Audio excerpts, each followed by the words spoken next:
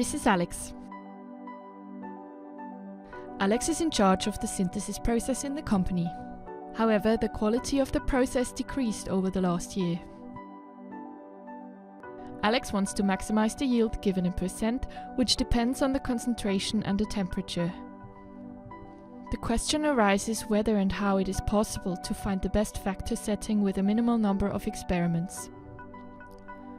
In a discussion with some colleagues, a colleague proposes the commonly used method one factor at a time. This method varies one factor while all other factors are kept constant. Alex therefore starts with experiments where he varies the concentration at the fixed temperature of 65 degrees Celsius. Within the first 6 experiments, he finds a maximum yield of 50% at a concentration of approximately 4.2%.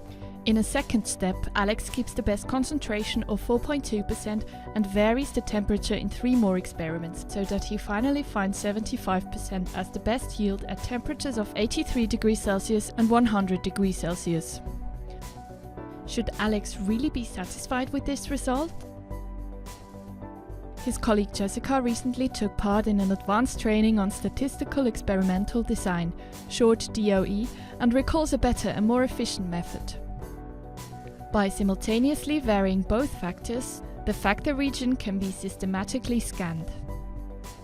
Jessica proposes to check the center and the corners of the factor region, as well as some kind of star shape in its interior. This special design is called a central composite design, and as you can see, only 9 runs are necessary here. The best yield is now 85% at the concentration of 5.8% and a temperature of 90 degrees Celsius. With this systematic examination of the factor space, Alex is surprised to find 4 times a yield of 75% or above, although 75% was the best result in his one factor at a time experiments.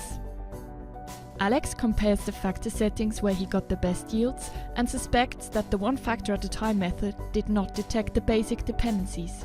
His colleague Jessica advises him to use an experimental design software to analyze and interpret his results.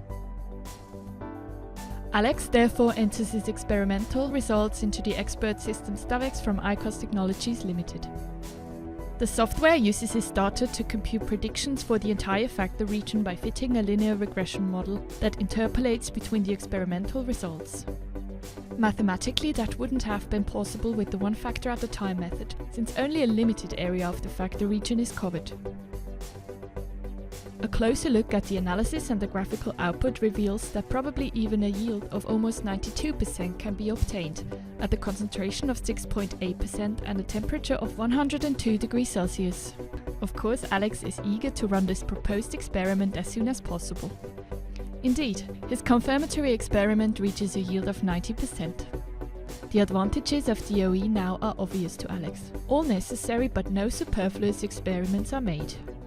The entire factor region is optimally covered, and the final interpolation of the experimental data even allows to find an optimum which doesn't belong to the already tested factor combinations.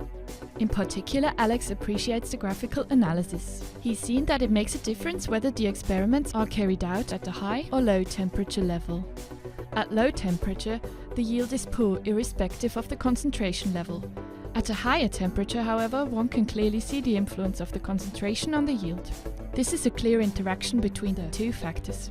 The one factor at a time procedure assumes complete independence of the factors, so Alex can now see why it failed. Alex used the expert system STAVEX from ICOS Technologies Limited. Due to its simple user guidance, the software allows to design and analyze experimental designs without any special statistical knowledge. As you've seen, STAVEX makes statistical design and analysis of experiments simple to use. If you'd like to have more information about the expert system STAVEX, about statistics in general, or about the trainings we offer, please visit our website icos.com.